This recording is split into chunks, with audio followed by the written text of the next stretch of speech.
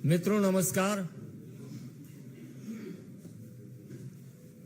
आज विशेष रूप से भारतीय जनता पार्टी के वरिष्ठ नेता, दिल्ली प्रदेश भारतीय जनता पार्टी के पूर्व अध्यक्ष माननीय मनोज तिवारी जी दिल्ली में मचे लूट पर यह एक विशेष प्रेस कॉन्फ्रेंस आयोजित है और साथ में है अपने माननीय राष्ट्रीय प्रवक्ता शहजाद पूनावाला जी। मेरा विनम्र निवेदन है कि दिल्ली पर आयोजित इस प्रेस कॉन्फ्रेंस को माननीय मनोज तिवारी जी संबोधित करें। दोस्तों, दिल्ली स्तब्ध है और दिल्ली ही नहीं, मुझे लगता है कि सरकारों में और राजनीति में रुचि लेने वाला देश का हर तबका स्तब्ध है।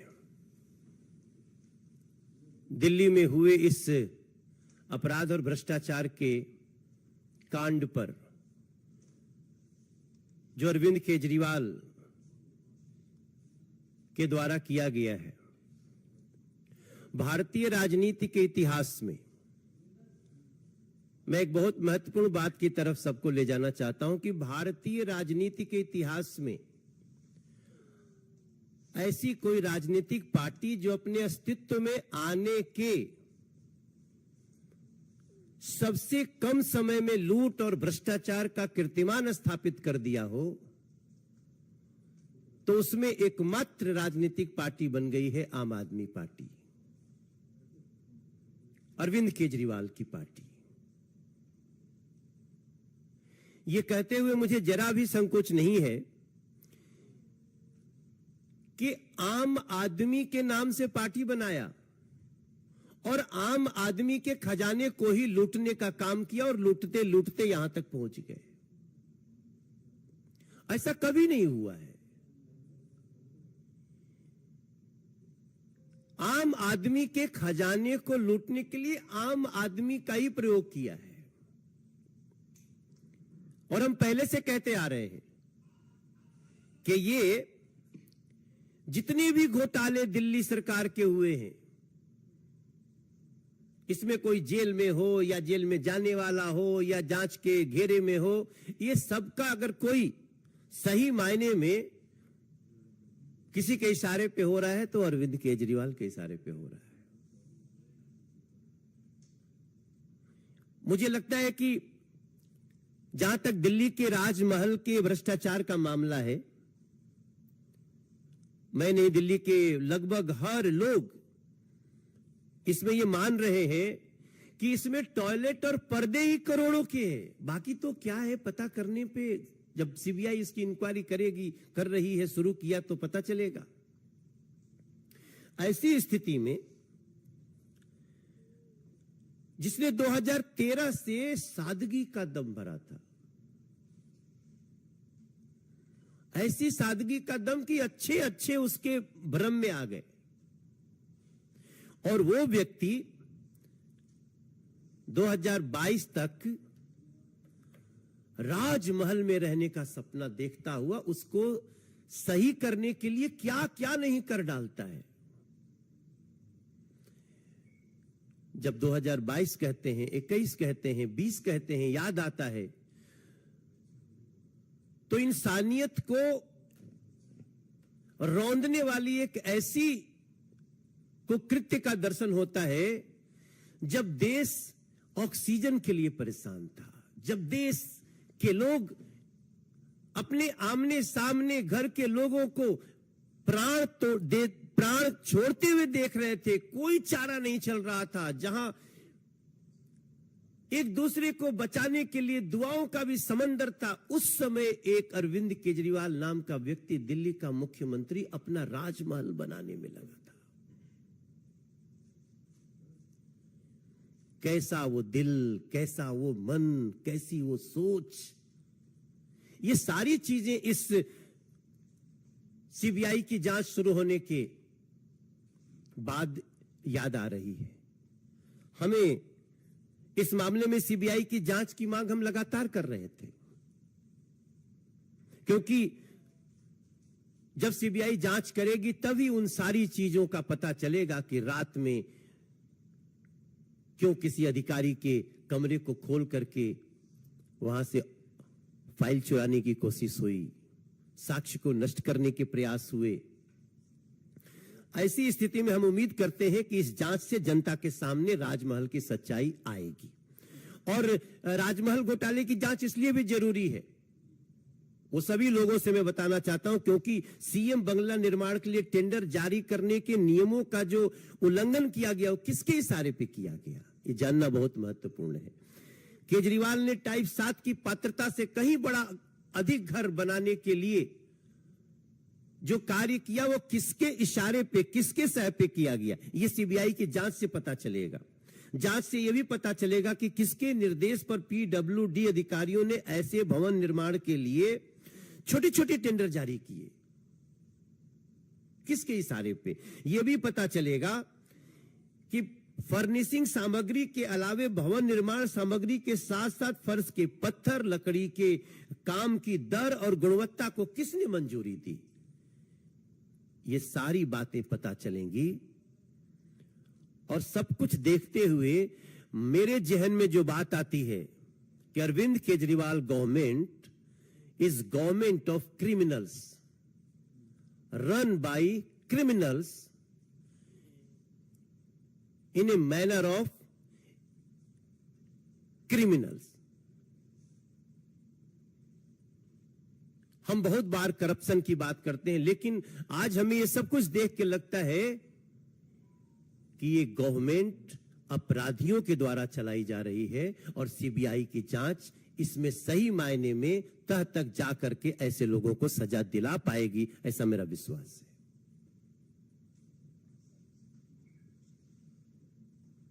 मित्रों, शाहजाद जी भी अपनी बात रखेंगे। माननीय शाहजाद पूनावाला जी। मित्रों, ये पूरा का पूरा प्रकरण केवल एक घर के रेनोवेशन का नहीं है, बल्कि मानसिकता के रेनोवेशन का है।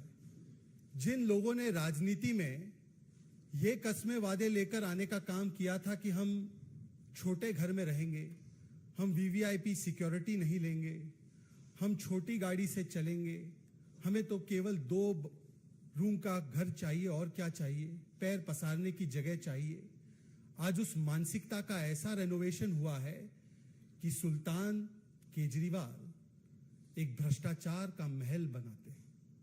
ये सुल्तान केजरीवाल की कहानी है। और सुल्तान केजरीवाल ने जब दिल्ली की जनता ऑक्सीजन के लिए, दिल्ली की जनता वेंटिलेटर के लिए, दिल्ली की जनता की रसोइयां बंद थी, जब दिल्ली के लोग त्राहिमाम त्राहिमाम कर रहे थे कोविड के काल में, तब सुल्तान केजरीवाल ने एक फतवा जारी किया कि मेरा भ्रष्टाचार का बड़ा महल बनेगा। और उस फतवे के बाद किस प्रकार से वियतनाम से फ्लोरिंग आई, करोड़ों रुपए की। पीडब्ल्यूडी का आप देख लीजिए, किसी के भी घर पे ज्यादा से ज्यादा अगर लगता है तो मकराना मार्बल, और वो भी हाई क्वालिटी का मार्बल होता है, राजस्थान से आता है मकराना। पर मकराना मार्बल ताजमहल में तो लग सकता है, सुल्तान केजरीवाल के भ्रष्टाचार के महल में मकराना मार्बल लगेगा। उन्होंने कहा वियतनाम का सफेद मार्बल आएगा। हमारे घर में पर्दे लगते हैं, 200, 300, 400 रुपए के पर्दे लगते हैं, 500 रुपए का मैक्सिमम, 1000 रुपए का बहुत बड़ा हो गया। तो यहां पर 8-8 लाख का एक पर्दा, 8 लाख रुपीस का पर्दा। हमारे घर में टॉयलेट भी होता है, 200-300 रुपए की टॉयलेट की सीट आती है।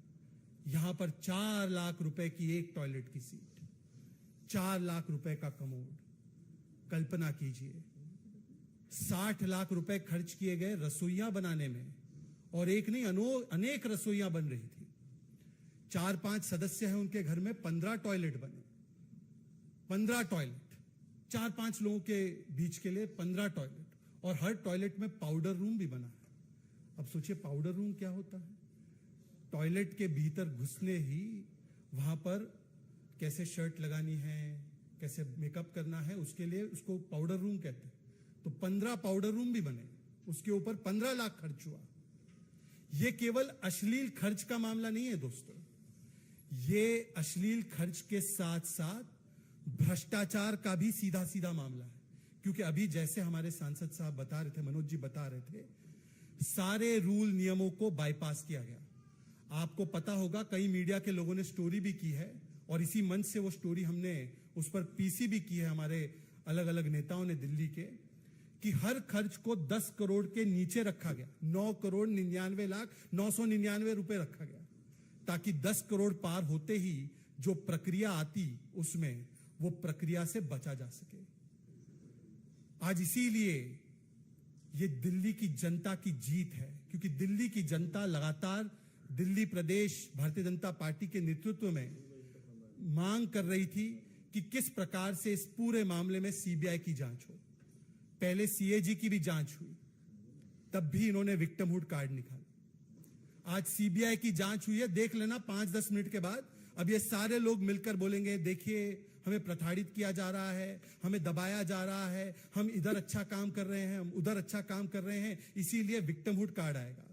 परंतु आज विक्टिमहुड कार्ड का नहीं, आज समय है रिपोर्ट कार्ड देने का। अरविंद केजरीवाल जी, रिपोर्ट कार्ड दीजिए अपने भ्रष्टाचार का। शराब घोटाले में मनीष सिसोदिया, आज भी कोर्ट ने उनको अंदर रखा है। क्या कोर्ट विंडेटा कर रहा है? और शराब घोटाले में तो कांग्रेसी, आप ही के नए नए मित्र, जिनके साथ आपकी किस प्रकार की खटास है पंजाब से लेकर हर जगह पर, उन्होंने उसका स्वागत किया। बस घोटाला, कक्षा घोटाला, जिसको स्वयं मनोज जी ने उठाया था बहुत बड़े पैमाने पर, और अब शीश महल घोटाले पर भी जिस प्रकार से एक के बाद एक सारे तथ्य सामने आ रहे हैं, तो आज अरविंद केजरीवाल जी को बताना चाहिए कि फाइलें छिपाने की, फाइलें हटाने की नहीं, अब रिपोर्ट कार्ड दिखाने की बारी है। और आज दिल्ली की जनता सब एक स्वर में इसका स्वागत कर रहे हैं कि इसमें सीबीआई की जांच की शुरुआत हुई है। इस पूरे प्रकरण का सरगना सुल्तान केजरीवाल है। उनके भ्रष्टाचार के महल में जिसने भी लूट खसोट की है, उनको जवाबदेही देनी पड़ेगी। सरगना माने मित्रों- किंग पिन ना, किंग पिन। हाँ, किंग पिन। मित्रों, अपनी ओर से हमने विषय रख दिया है दिल्ली के विषय पर। अब आप इस विषय पर कोई भी प्रश्न पूछ सकते हैं। जी, मेरा सवाल ये है कि टाइम्स नाउ, नवभारत और टाइम्स नाउ ने ये पूरी खबर दिखाई। अब सीबीआई ने पी रजिस्टर कर लिया। आपको लगता है कि जब जांच आगे बढ़ेगी, डॉक्यूमेंट्स जब हैंडओवर होंगे पीडब्ल्यूडी के, तो जांच के दायरे में दिल्ली के मुख्यमंत्री अरविंद केजरीवाल आएंगे? 100% आएंगे, क्योंकि सीबीआई के जांच को अपने पास लेने से पहले जितनी चीजें आ गई हैं, और इवन मैं धन्यवाद देना चाहता हूं आपके चैनल को और मीडिया को थैंक्स करना चाहता हूं। बहुत ऐसे केसेज हैं जहां मीडिया ने वो काम करके दिया है जिसके आधार पे बड़े बड़े अपराधी पकड़े गए हैं। तो इस केस में जिस प्रकार से सारा कुछ design by Arvind Kejriwal, plan by Arvind Kejriwal, और जो कुछ हुआ है वो स्वयं जिसके लिए हुआ है वो अरविंद केजरीवाल। तो मुझे पूरी तरह से लगता है कि अब इनका बचना बहुत मुश्किल है।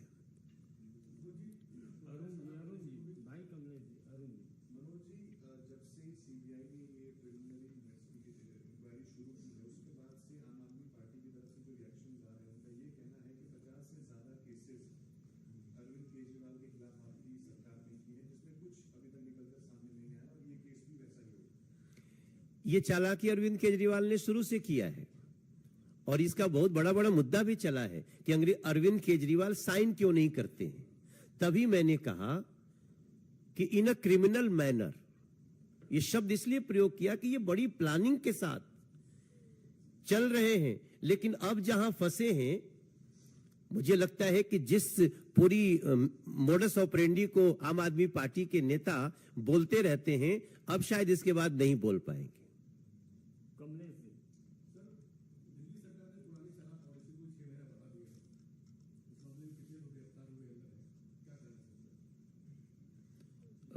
एक्सक्यूज मी, देखिए, अगर मैं अनुमति हो तो ये तो स्पष्टीकरण हो गया। पहले तो ये कह रहे थे इनकी नई पॉलिसी दुनिया की बेस्ट पॉलिसी है, और अब पुरानी पॉलिसी को न केवल लागू किया गया, उसको बढ़ाया जा रहा है। इसका मतलब कि आज अरविंद केजरीवाल की सरकार ने माना है कि नई पॉलिसी जो इन्होंने लाई थी, जिसमें मनीष सिसोदिया आज भी जेल में है, वो पूर्ण तरीके से भ्रष्टाचार युक्त थी। इसीलिए अरविंद केजरीवाल को तो नैतिक आधार पर यह बताना चाहिए कि नई पॉलिसी किनके साथ मिलकर और कितना भ्रष्टाचार करने के लिए, 2000 करोड़ से ज्यादा का भ्रष्टाचार करने के लिए क्यों लाई गई थी। बहुत बहुत धन्यवाद। अब प्रज्ञा बाद में।